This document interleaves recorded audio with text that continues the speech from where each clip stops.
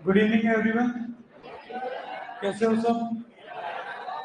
आवाज पीछे कम ज्यादा सही है? परफेक्ट है? बहुत बढ़िया। राधे राधे सभी को। तो लास्ट अपन बात कर रहे थे साइंटिस्ट की। कौन से पढ़ लिए? सबसे पहले अपन ने पढ़ा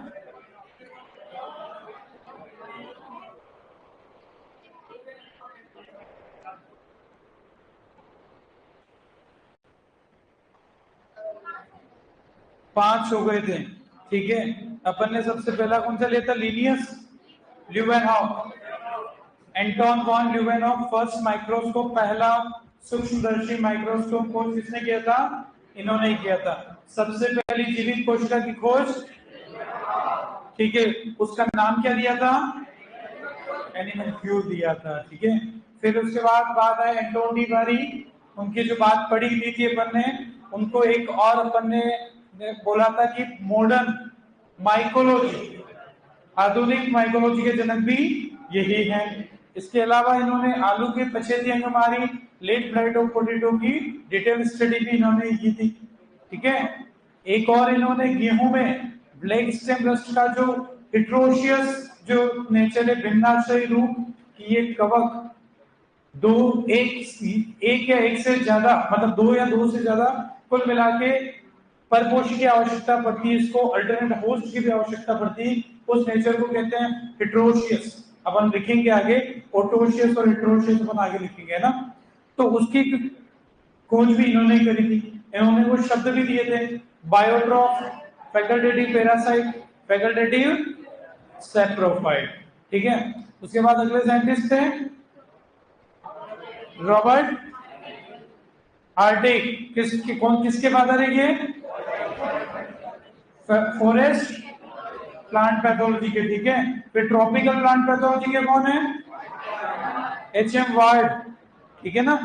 चलो आगे बात करते हैं। तो उतनी ही बात कर रहे हैं साइंटिस्ट की जितनी अपने को क्वेश्चन पूछ सकते हैं, ज्यादा लंबी बात नहीं कर रहे हैं। नेक्स्ट कितना है? बोले 5। अगले हैं कैरोलस लीनियस।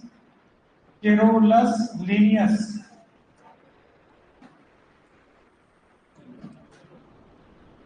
इन्हें अपन कहते हैं, सीधी सी बात कहें तो, वर्गीकी विज्ञान यानी कि टैक्सोनॉमी के जनक। वर्गीकी विज्ञान टैक्सोनॉमी के जनक कौन है? तो यही है। उसके अलावा अगला जो काम इनका है, इन्होंने अपनी पुस्तक सिस्टेमा नेचुरी,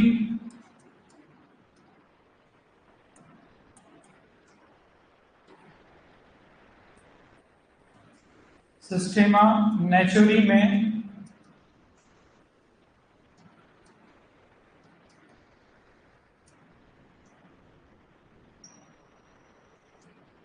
वर्गीकरण या नामकरण की द्विपद प्रणाली, binomial system of nomenclature, English में कहते हैं नामकरण की द्विपद प्रणाली।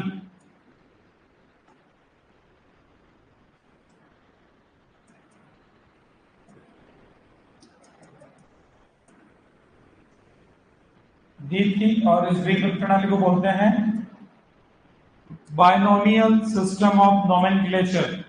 Binomial system of nomenclature.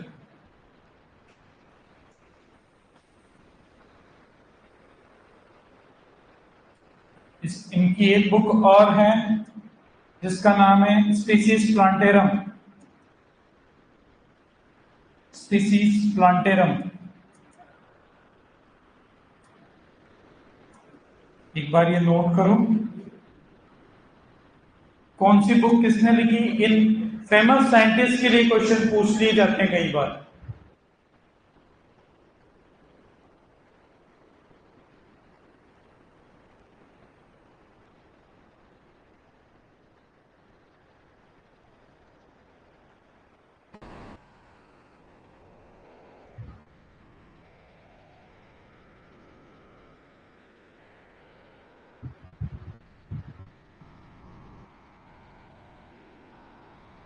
सिस्टेमा कर देना है ना, सिस्टेमा नेचुरी।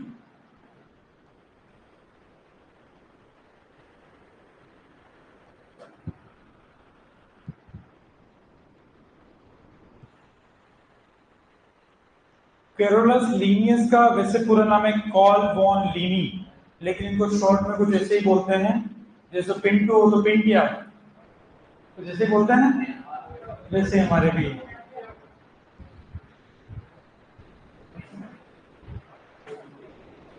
कर लिया नोट?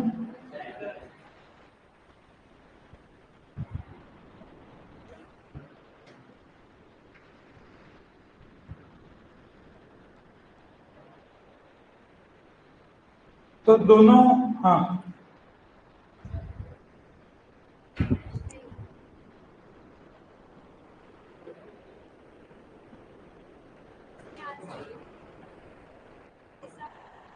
नाइन्टी टू ये क्लास के बाद देखेंगे फुर्सत से, है ना, क्योंकि बाकी ऐसा कोई सब होगा नहीं वैसे। कहाँ पे किया आपने क्वेश्चन सॉल्व किए? चलो ठीक है, देखते हैं। कर लिया नोट? कैरोलस लीनियस जो है ये बड़े फेमस साइंटिस्ट है जिन्होंने सबसे बड़ा काम किया। आज जितने भी साइंटिफिक नेम, वैज्ञानिक नाम हम किसी भी प्रजाति का लिखते हैं, चाहे पादप चाहे जंतु, उनके वैज्ञानिक नाम को दो टुकड़ों में लिखते हैं, जीनस और स्पीसीज। ठीक है, तो ये द्विपद प्रणाली के नाम हमेशा दो टुकड़ों में लिखा जाएगा। जैसे अपने भी आज लिखते हैं, वो तो इनका काम नहीं है, बट उसी पैटर्न पे, जैसे आपका कुछ नाम है और सरनेम लगाते हैं, उसी तरीके से हम क्या करते हैं, यहाँ पर साइंटिफिक नेम में, वैज्ञानिक नाम में जीनस और स्पीसीज। ठीक है, जीनस और स्पीसीज, तो ये सिस्टम है बाइनोमियल सिस्टम जो है। यहाँ पर बाइनोमियल मतलब दो टुकड़ों में नाम आ रहा है, द्विपद प्रणाली के नामकरण की वो इन्होंने अपनी किताब कौन सी, सिस्टेमा नेचुरी में दिया था। एक और इनकी बुक है कौन सी, स्पीसीज प्लांटेरम, और इन्हें टेक्सोनॉमी के फादर भी कहते हैं, यानी कि प्लांट्स को, एनिमल्स मतलब लिविंग ऑर्गेनिज्म को, जीवित जीवों को इन्होंने पादप और जंतु दो वर्गों में इन्होंने शुरुआत में विभाजित किया था। इतनी बात नहीं, हम तो काम की तीन चीजें ध्यान रखेंगे, दो किताब, सिस्टम किसने दिया, वर्गीय विज्ञान के जनक कौन है। क्लियर है बात? चलो, अगले वैज्ञानिक जो है वो जो है, जिनका नाम है यहाँ पर क्या, अपना 6 नंबर में, और उनको अपन कहते हैं टिलेट। 7 आ रहा है ना, ठीक है। टिलेट, इनका नाम क्या है, टिलेट। टिलेट जो नाम है, एक बार समझ लो, फिर दोनों चीजें मिक्स हो रही है, या फिर पहले लिखो या पहले समझो, क्या करें पहले? पहले समझ, पहले लिखना है? चलो पहले लिख लो, तुम्हारा मन वैसे उसी पे ज्यादा जाता है, कोई बात नहीं। वैसे डायरेक्ट इसमें समझने वाला ज्यादा नहीं है, याद रखने वाली चीजें हैं, पहले लिख देते हैं फिर समझा देंगे, कोई दिक्कत नहीं।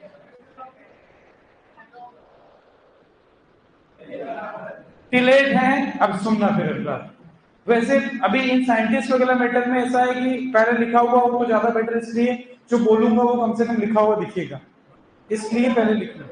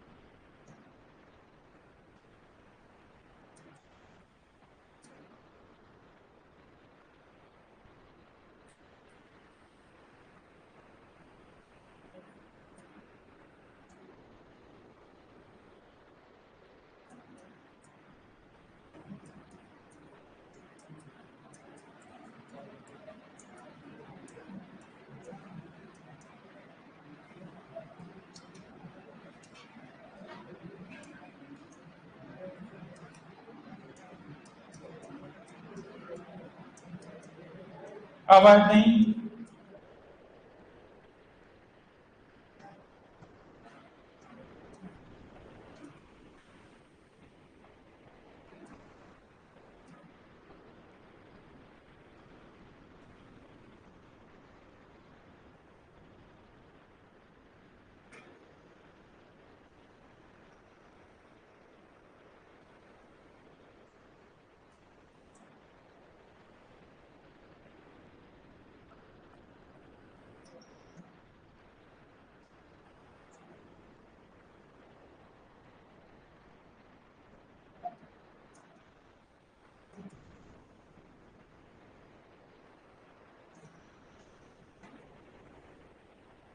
नोट करें।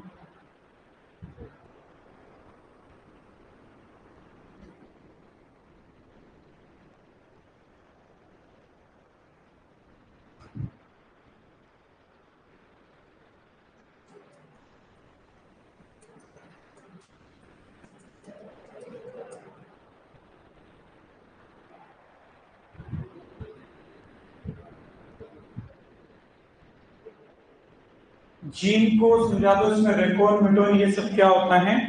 तो मैंने बताया था आपको रेकॉन म्यूटोन सिस्टोन लिखवा दिया सेल बायो में पढ़ते टाइम, फिर भी एक बार बता देता हूं, आप इसको नोट कर अभी बता ही रहा हूं।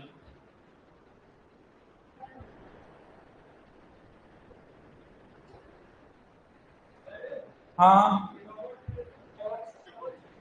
कोच, हाँ बिल्कुल रॉबर्ट कोच। हाँ कुछ बोला पीछे, रॉबर्ट कोच ही क्या, और कुछ पढ़ा आपने क्या? हाँ कोच, कोच पोस्टुलेट सुनी होगी कभी। कोच की अवधारणा वो इन्होंने दी थी कि बैक्टीरिया जीवाणु वास्तव में कैसा होता है, वो इन्होंने ही बताया था। अलग अलग किताबों में आपको देखो वैज्ञानिक अलग अलग मिल सकते हैं, कि कहीं आपको अलग हो सकता है कि लिवनहॉक को भी कहीं बैक्टीरियोलॉजी का जन्म दे रखा हो। अलग अलग किताबें अलग अलग बताएगी, लेकिन जो सबसे ज्यादा सही आंसर मैं आपको उसी पे ले जाकर छोड़ूंगा। ठीक है, हो गया नोट। कई बार लुइस पास्चर को भी लिख देते हैं, लेकिन वो भी सही नहीं है, सही आंसर है रॉबर्ट कोच।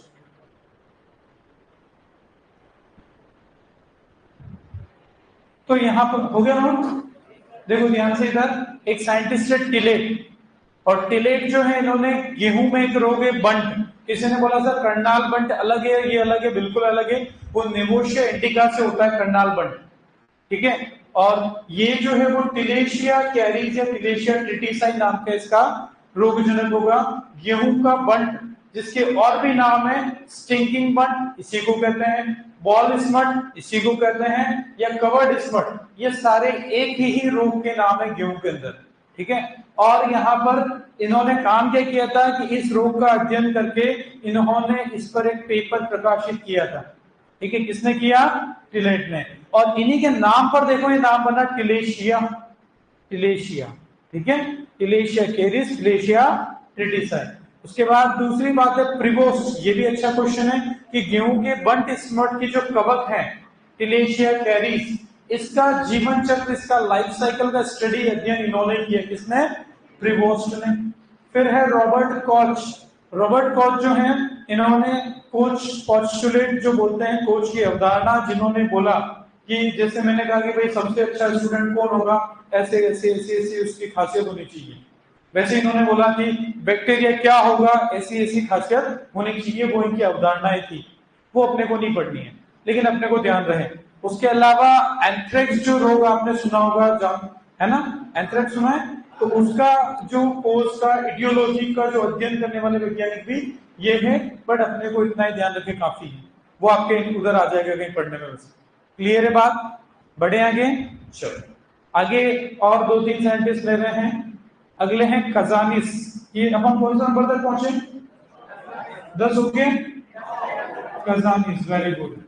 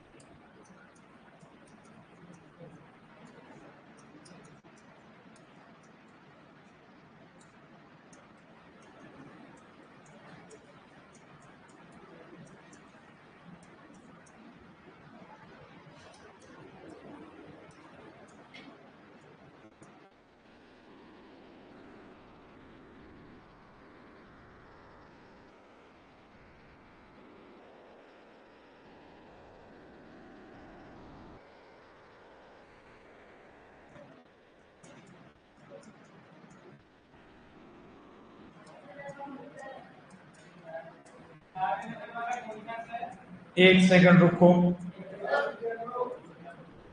11वां Kassanis, KASSANIS। 11वां शेफर्ड कॉलीफ्लावर मोज़ेक वायरस में डबल स्ट्रैंडेड डीएनए को देखा।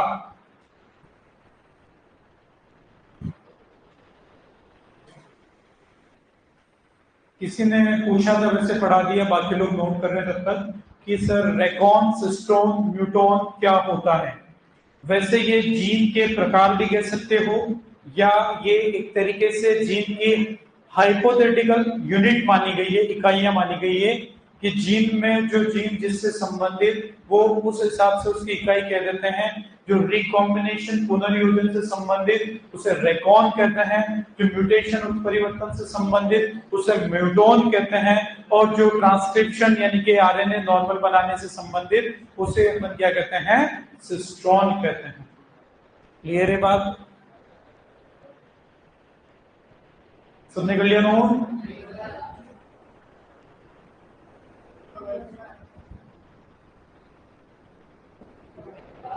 हाँ, किसके बाद जीवन यापन के लिए हेल्पर वायरस की आवश्यकता होती है। हेल्पर,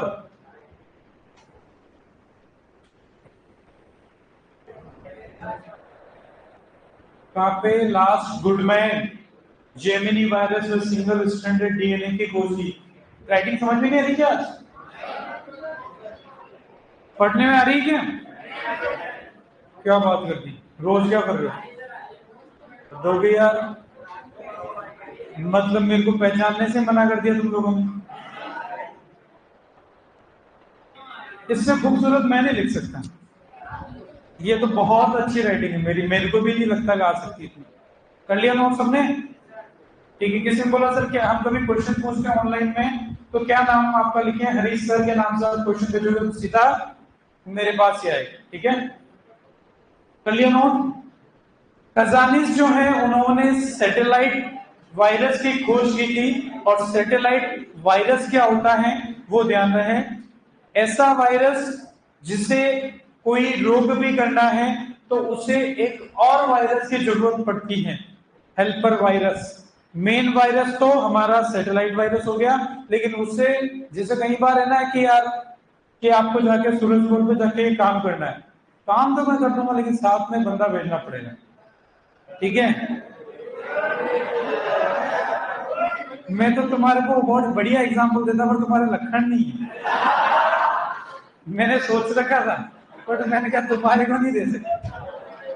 अगले वैज्ञानिक हैं, पहले तो हाँ अभी क्लास के बाद में वह वायरस, अब आवाज नहीं, जो मेन काम है उस पर आए, क्लास के बाद अपन मजाक करेंगे थोड़ी देर। वह वायरस जिसे अपने जीवन यापन के लिए हेल्पर वायरस की जरूरत पड़ती है, तो यहाँ पर ऐसा एक आपका नेक्रोसिस वायरस है, उसको जरूरत पड़ती है। तो वैसे कोई नहीं, अपने को तो ध्यान रहे साइंटिस्ट पे अक्सर क्या करेगा कि ये साइंटिस्ट बोलो सर इतने सारे आ रहे हैं, मैक्सिमम अपन अभी ले रहे हैं। दूसरा क्या है कि मेज द पेयर, एक ही में 5-4 साइंटिस्ट डाल के क्वेश्चन एक बार में 5 पूछ देगा, सारा खेल वहीं पे। और ये मेज द पेयर क्वेश्चन का फायदा भी होता है अपने को, पता है आपको? मेज द पेयर क्वेश्चन आता है, 5 में से 2 भी आ रहे हो, 3 भी आ रहे हो, तब तो आप लगभग आंसर पे पहुंच जाते हो। तो कभी मेज द पेयर आए तो बहुत बढ़िया बात होती है, अपने लिए नुकसान नहीं उससे कभी भी। 5 में से 3 भी आंसर आपको पता होते हैं ना, तो आप लगभग वो आंसर पकड़ लोगे एबीसीडी की सीक्वेंस के बेस पे। ठीक है, पता है ना ये बात सबको? हाँ। उसके बाद अगले हैं शेफर्ड। शेफर्ड आपने सुना है कि कॉलीफ्लावर मोज़ेक वायरस जो विषाणु है, इस वायरस के अंदर जो है डबल स्ट्रैंडेड डीएनए को होता है, ये सभी को पता है। और डबल स्ट्रैंडेड डीएनए को देखा कि इस वायरस में है, वो किसने देखा? सबसे पहले शेफर्ड ने देखा। फिर एक गुडमैन, गुडमैन जी से जी याद रख लेंगे, जेमिनी वायरस। ऐसे वायरस जो जेमिनी विरिडी फैमिली से बिलोंग करते हैं, उस फैमिली उस कुल के वायरस जेमिनी वायरस कहलाते हैं। इनमें सबसे कई सारे वायरस पढ़ेंगे, जिसमें आपका जाना पहचाना बताऊं एक तो भिंडी का येलो बेन मोज़ेक वाला वायरस, YBMV, भिंडी का पित्त शिरा मोज़ेक रोग का विषाणु है, वो भी आपका जेमिनी वायरस ही है। ठीक है। और उसके अंदर भी क्या होगा, सिंगल स्ट्रैंडेड डीएनए। तो आपको मैं लिखाऊंगा कौन से वायरस में क्या जेनेटिक मटेरियल, क्या आनुवंशिक पदार्थ। और ये क्वेश्चन भी हमारा एक फेमस क्वेश्चन होता है पैथोलॉजी में, कि पूछा जाएगा कि इस वायरस में आनुवंशिक पदार्थ क्या होता है, double stranded DNA, single stranded DNA, double stranded RNA, single stranded RNA. तो ऐसा अपने को पूरी टेबल पढ़ेंगे अपन आगे। क्लियर है बात? ठीक है। आगे अपन लेते हैं कुछ 4-5 साइंटिस्ट जो इंडियन हैं। ठीक है, ये तो अपन ने एक वर्ल्ड के नाम से सब पता चल रहा है कि अपने यहाँ का कोई नहीं इनमें से। अब कुछ इंडियन की बात करते हैं जिनसे क्वेश्चन आता है, तो आप मेरे साथ लिखें, फिर समझते हैं। इंपोर्टेंट इंडियन साइंटिस्ट या महत्वपूर्ण भारतीय वैज्ञानिक।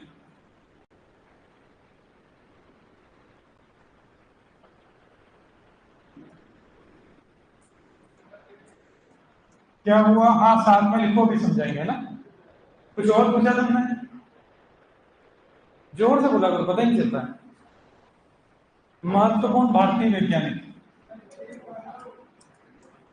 अब क्या बोला, इंग्लिश में लिखूं है ना। इंपोर्टेंट इंडियन साइंटिस्ट कौन से हैं? सबसे पहले के आर कीर्तिकर, पहले वैज्ञानिक भारत में जिन्होंने कवक को एकत्रित किया और अध्ययन करने वाले वैज्ञानिक। तो सर्वप्रथम कवक को एकत्रित कर अध्ययन किया, collected and studied fungi.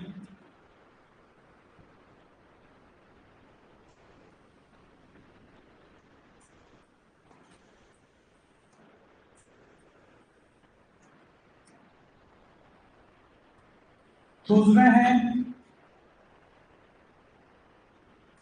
Doctor केसी मेहता, या डायरेक्टली केसी मेहता लिख दिया अपन, सुना है कभी नाम? क्या काम है इनका, क्या किया था इन्होंने? Very good. गेहूं के, भारत में गेहूं रोग, गेहूं के रोली रोग के जनक।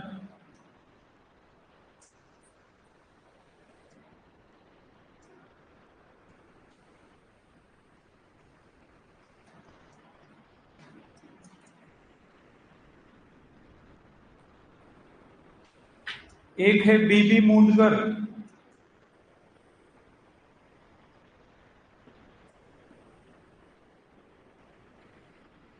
कपास में विल्ट रोग के लिए, विल्ट यानी कि म्लानी या उगता जिसे हिंदी में कहते हैं,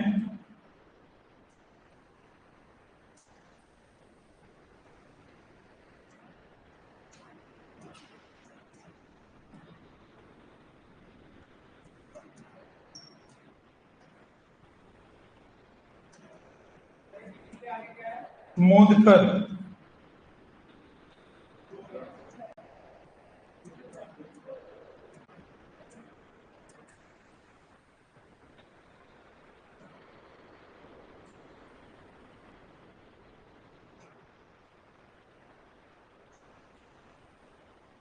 भारत में आईआरआई में, इंडियन फाइटोपैथोलॉजिकल सोसाइटी,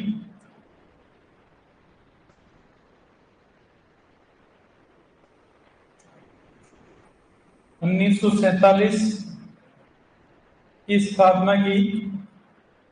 1947 में स्थापना करने वाले वैज्ञानिक भी यही है।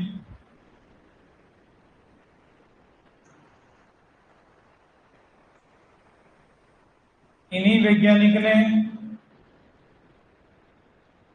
और इसी जो सोसाइटी है, यहीं से भी एक जर्नल का प्रकाशन होता है, जिसे, जिस जर्नल का नाम है इंडियन फाइटोपैथोलॉजी।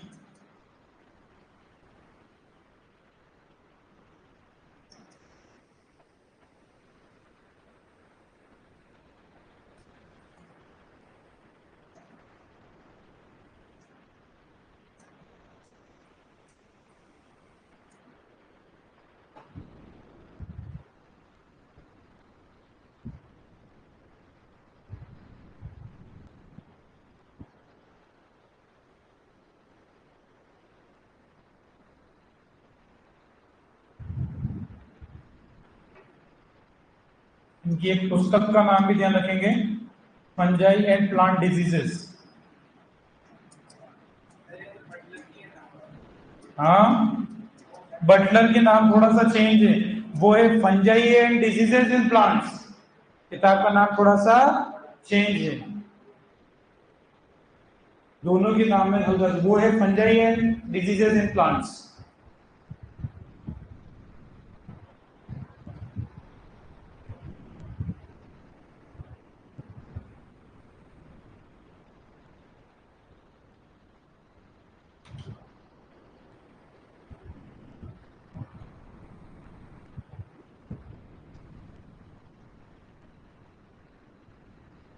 कर लिया नोट?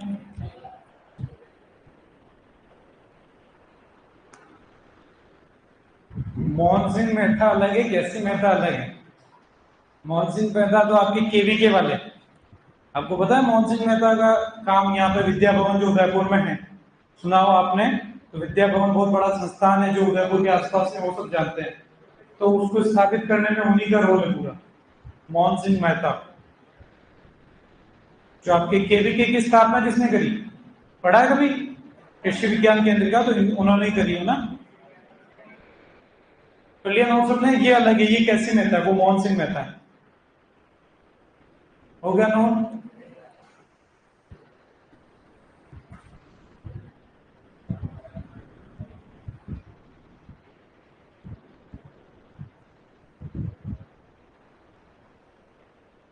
तो यहाँ पर जो है महत्वपूर्ण भारतीय वैज्ञानिक में तीन की मैंने अभी बात करी है। पहले के आर कीर्तिकर, सबसे पहले प्लांट पैथोलॉजिस्ट भारत में जिन्होंने कवक को एकत्रित किया सबसे पहले, फिर उस पर अध्ययन किया और प्लांट पैथोलॉजी के कुछ कॉन्सेप्ट्स की बात इन्होंने करी, के आर कीर्तिकर ने। दूसरा है कैल्सी मेहता, जिन पर एग्जाम में कई बार क्वेश्चन आता है। भारत में गेहूं के रोली रोग के जनक कौन है? इंग्लिश में कहते हो father of wheat rust disease in India. Answer कैसी मेहता। बीबी मोहम्मद का भी क्वेश्चन यहां से आ जाता है कि इंडियन फाइटोपैथोलॉजिकल सोसाइटी एस्टेब्लिश करने वाले साइंटिस्ट का नाम क्या है? बीबी मोहम्मद। कब किया? 1947 में। कहा किया? आईआरआई के अंदर ही इन्होंने इसका स्थापना किया। ठीक है, और यहां से एक जर्नल का प्रकाशन होता है जिसका नाम है इंडियन फाइटोपैथोलॉजी। जर्नल जानते हो क्या होता है? एक होती है मैगजीन, एक होता है जर्नल, एक होता है न्यूज़पेपर। एक्सटेंशन में पढ़ाते हैं आपको, लेकिन मैं हल्का सा बता देता हूं आपके। कभी भी देखो, जैसे फॉर एग्जांपल मुझे कोई आज किसी पे कि अभी हमारे सोयाबीन की फसल चल रही है, सोयाबीन की फसल पे मैंने एक आर्टिकल लिखा कि भाई ऐसे ऐसे खेती करनी चाहिए कि पैदावार अधिक कैसे ले। ठीक है, अब उसका एक तो न्यूज़पेपर की तरह आपका प्रकाश आता है, जैसे अपने राजस्थान में खेतीरी बाता, सुना कभी नाम? खेतीरी बाता, तो वो एक अखबार जैसे ही आता है, उसमें आपका प्रकाशन होगा। जैसे अपने अखबार में भी कभी कभी नहीं आता कृषि का कुछ। और उसके बाद आती है मैगजीन। मैगजीन जो होती है वो आपके आर्टिकल छापती है। आजकल ऑनलाइन ज्यादा चलती है, किताब टाइप आती है छोटी सी। पहले जैसे अपन छोटे स्कूल थे तो बाल भास्कर आया करती थी, ठीक है, तो वैसे हमारे एक छोटी सी किताब होगी, पतली सी, बहुत छोटी सी, वो आपके मैगजीन होती है। फिर आता है जर्नल। जर्नल वो होता है जिसमें जितने भी एमएससी पीएचडी वाले जो स्टूडेंट्स होते हैं या जितने भी साइंटिस्ट है, वो जो काम करते हैं, वो जो शोध करते हैं, रिसर्च करते हैं, उसका प्रकाशन कहाँ होता है? जर्नल में। ध्यान रहेगा, ठीक है। जैसे आपको पता हो, तो मैंने जिनको जेनेटिक्स पढ़ा दी उनको याद आएगा कि मेंडल ने अपने कार्य का प्रकाशन नेचुरल हिस्ट्री सोसाइटी ऑफ ब्रून के जर्नल में किया था। ध्यान है? तो जैसे ये भी एक सोसाइटी है, इसका भी एक जर्नल है। जैसे अपने उदयपुर से भी जर्नल है। उदयपुर से मैगजीन कौन सी चलती है? खेती प्रताप, सुना है? खेती प्रताप, हाँ, प्रताप खेती, जो भी उसका नाम है आगे पीछे, तो प्रताप खेती वो है। और ऐसे भी कोई जर्नल भी है, ध्यान रहेगा। तो ये इंडियन साइंटिस्ट। एक और जिनको जो सबसे फेमस उनका एक जो बुक वाला नाम है, फंजाई एंड प्लांट डिजीजेस देने वाला बेबी मुनकर, उनकी किताब का नाम। और fungi and diseases in plants वो किसने दी? ईजे बटलर ने। तो छोटे साइंटिस्ट की बात करते हैं।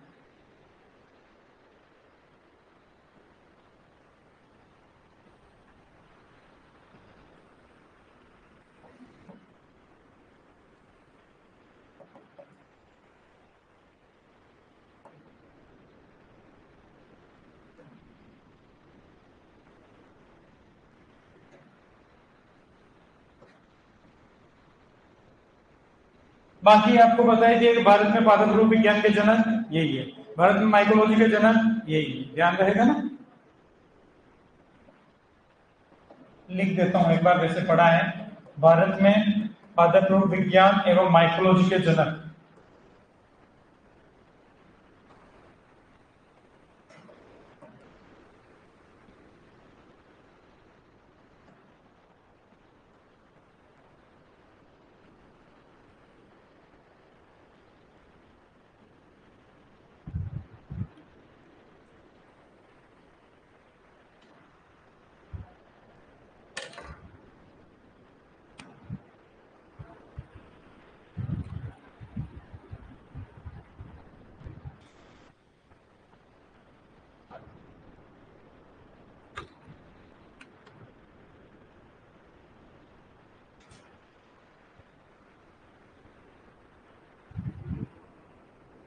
कर लिया नोट?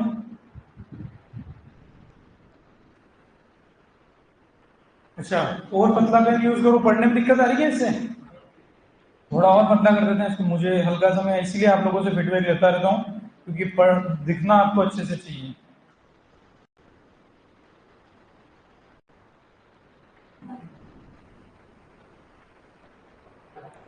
पढ़ लिया नोट सबने? तो ईजे बटलर जो सबसे फेमस साइंटिस्ट है इंडिया के, जो करता धरता मेन यही थे, तो भारत में पादप रोग विज्ञान एवं माइकोलॉजी के जनक भी यही है। क्लियर है बात? चलो आगे बात करते हैं। तो ये तो था अपना एक, यूं कहो तो ये पिछली 5 क्लास से अपन पूरा इंट्रोडक्टरी पार्ट ले रहे थे, जहां पर रोगों का वर्गीकरण की बात कर ली, जहां पर शब्दावलियों की बात कर ली, सारे वैज्ञानिकों की बात कर ली।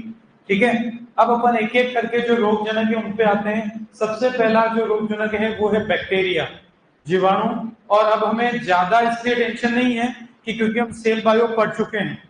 तो सेल बायो पढ़ ली मतलब हमने प्रोकैरियोटिक कोशिका पढ़ ली ना, तो प्रोकैरियोटिक कोशिका पढ़ ली मतलब बैक्टीरिया भी।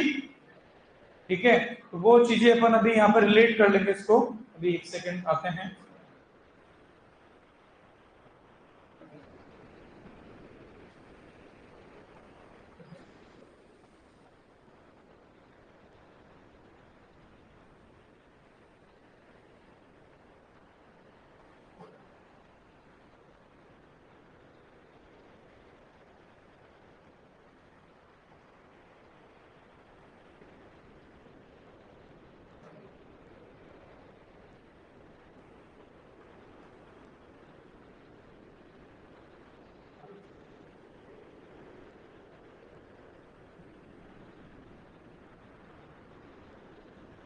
कोई बात नहीं, अपने पास सेल बायो में डायग्राम था बैक्टीरिया का, उससे काम चल जाएगा अपना।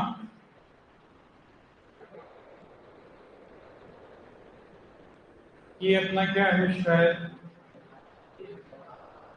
नहीं वही आ रहा है, कोई बात नहीं।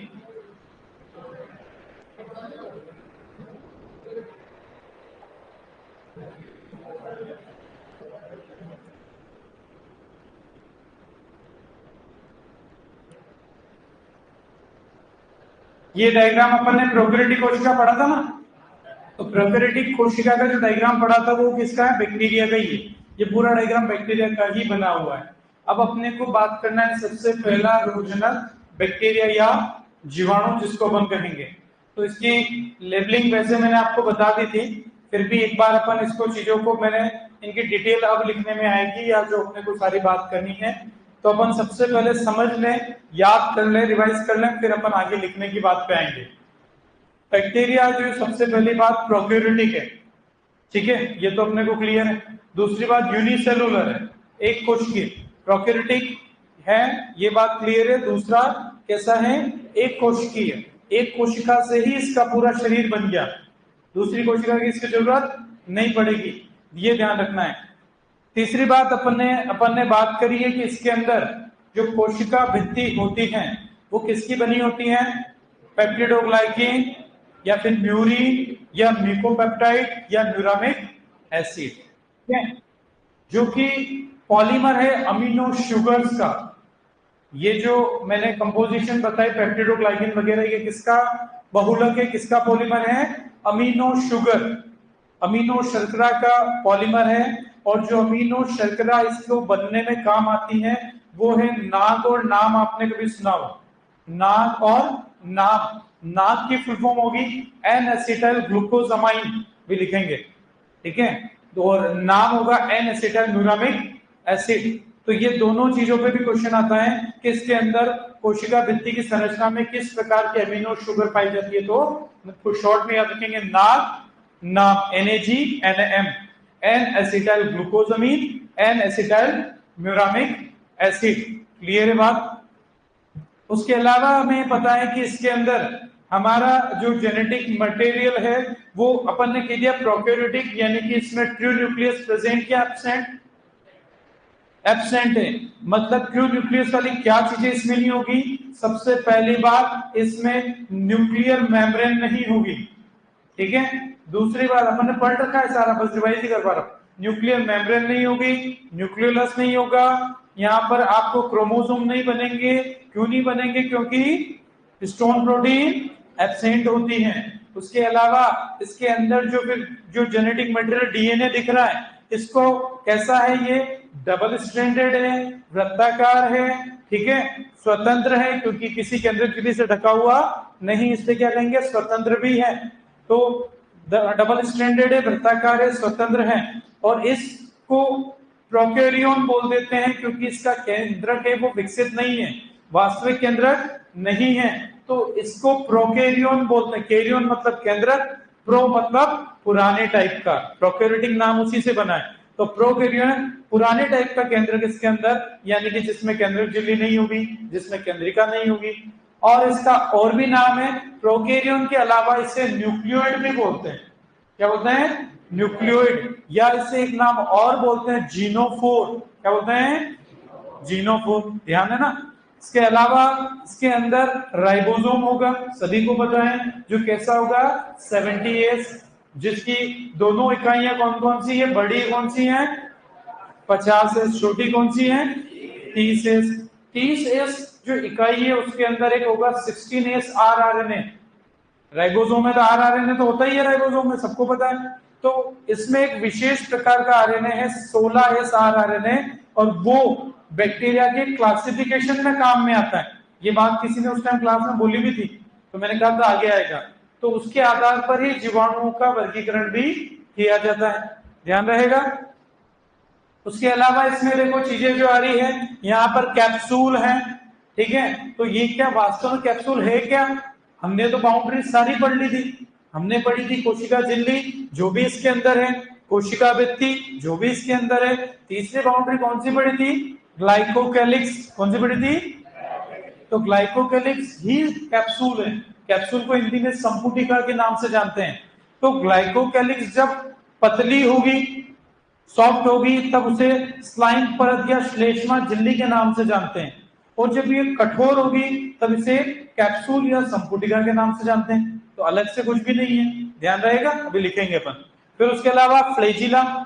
फ्लैजिला के अंदर अपन ने बात करी भी थी कि जब अपन ने माइक्रोट्यूब्यूल सूक्ष्म नलिकाओं की बात करी थी, तो और फ्लैजिला की संरचना की भी कुछ हल्की सी बात आई थी। तो हमने कहा था कि प्रोकैरियोटिक कोशिका के फ्लैजिला में, फ्लैजिला को हिंदी में कशाभिका भी बोलते हैं, तो उस फ्लैजिला में कौन सी प्रोटीन होती है?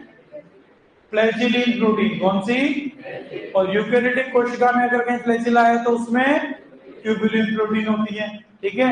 पाइलस एक है पाइलस, देखो ये तो लंबी वाली संरचना हो गई जो फ्लैजिला, जिसका काम क्या है? इस कोशिका को, इस जीवाणु को गति प्रदान करने का, ठीक है। तो जैसे आपको सिंपल सा ध्यान रखेंगे कि जिस तरीके से नाव में चप्पू होते हैं ना, उनसे पानी हिलाते हैं, नाव आगे बढ़ती है, वैसे इनका फ्लैजिला हिलता है और इनका मूवमेंट होता है। तो ये बोले सर छोटी छोटी ये सब क्या है? तो ये आपके है पाइलस, या इनको सबको एक साथ बोलते हैं पाइलाई, जिनका काम क्या है? कहीं पर बैक्टीरिया को चिपकना है, कहीं पे जुड़ना है, तो कौन मदद करेगा? पाइलस या पाइलाई मदद करेगा। फिम्ब्रिया भी छोटी मोटी संरचनाएं हैं, ठीक है। तो लगभग मेन चीजें अपन ने कवर कर ली। तो ये चीजों को अपन एक एक करके सिस्टमेटिक। अच्छा एक चीज और बता दो, यहाँ डायग्राम में दिख नहीं रहा है, वो होता है मीजोजोम। क्या होता है? देखो बता दे, बहुत काम की चीज है और क्वेश्चंस भी आता है। अच्छा प्रोकैरियोटिक कोशिका जब भी होगी, क्या उसमें कोई भी झिल्ली युक्त कोशिकांग होता है क्या? नहीं होता है। तो माइटोकॉन्ड्रिया होगा क्या? तो फिर ऊर्जा कौन बनाएगा?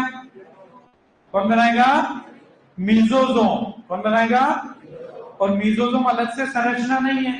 मीजोजोम क्या होगा? अभी आपको एक डायग्राम से बताऊंगा कि कोशिका झिल्ली जो है वो कुछ अंदर की तरफ मुड़ के एक खाली स्थान बना लेती है। कोशिका झिल्ली जो है, सेल मेम्ब्रेन जो वो अंदर की तरफ मुड़ेगी थोड़ी सी, और वहां पर एक खाली जगह जो बनेगी उसे ही कहते हैं मीजोजोम। और वो ही काम करेगा कि भाई जो जो काम माइटोकॉन्ड्रिया का करना था, यानी कि कोशिकीय श्वसन, सेल रेस्पिरेशन, वो कौन करेगा यहाँ पर? मीजोजोम।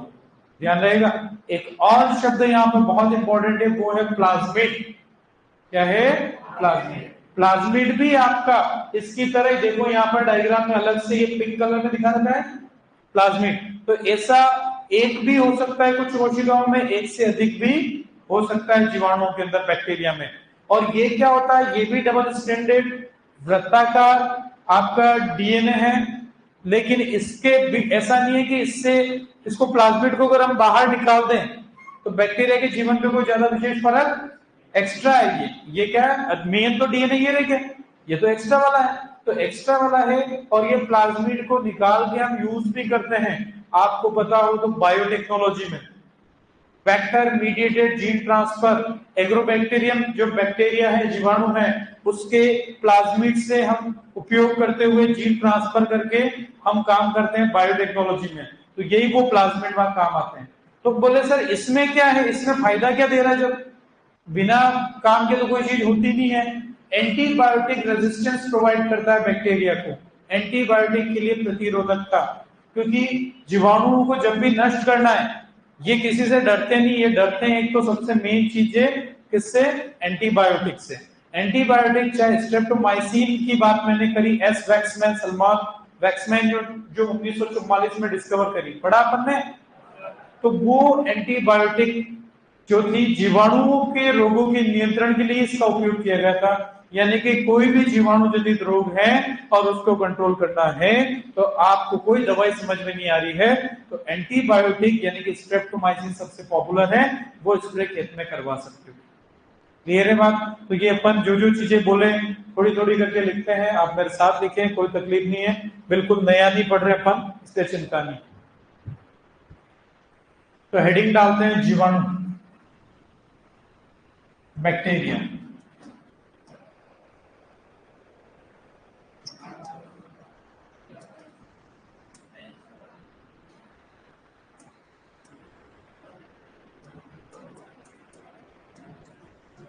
जो चीजें कोशिका विज्ञान में अपन ने पढ़ ली वो यहाँ पर कम ही में लिखना चाहूंगा, ज्यादा वेट नहीं करना चाहते नोट्स में अपन।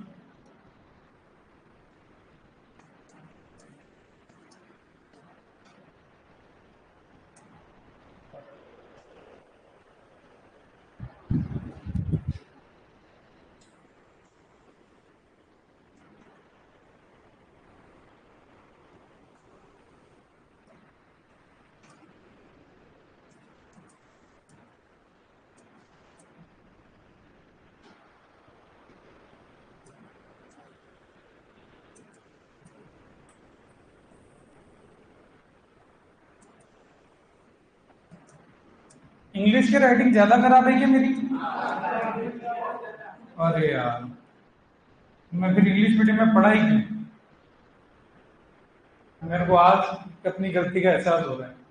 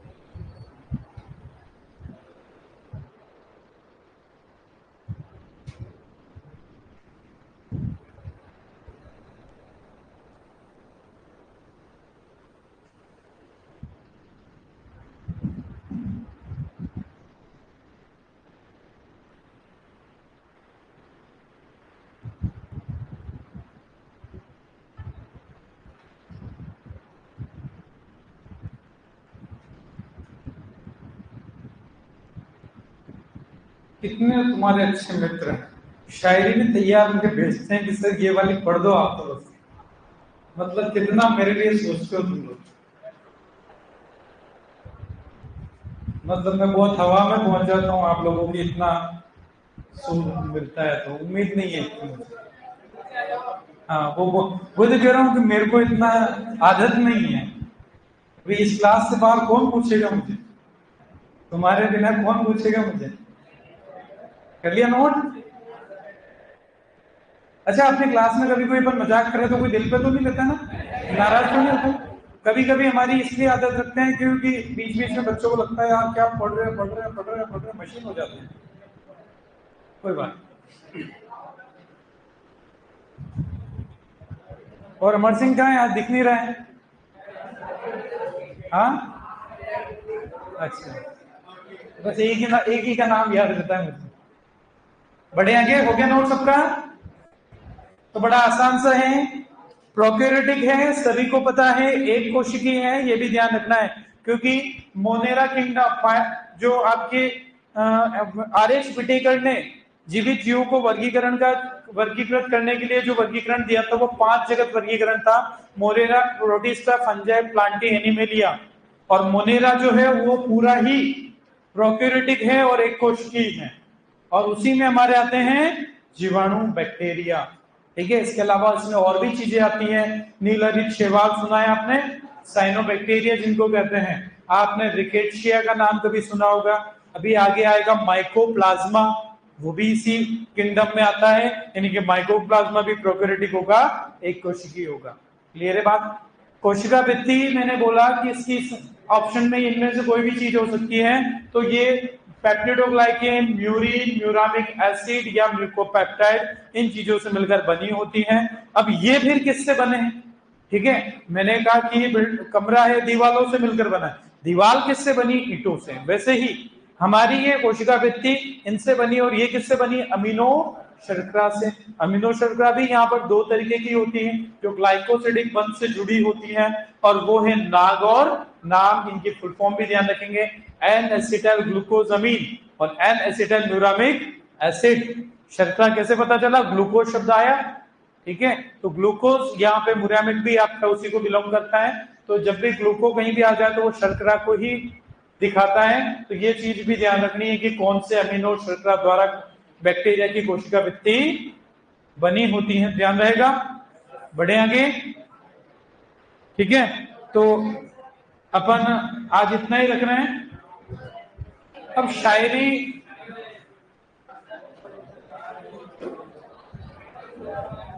चलो जो आई है उसी को सुनाने का प्रयास करते हैं।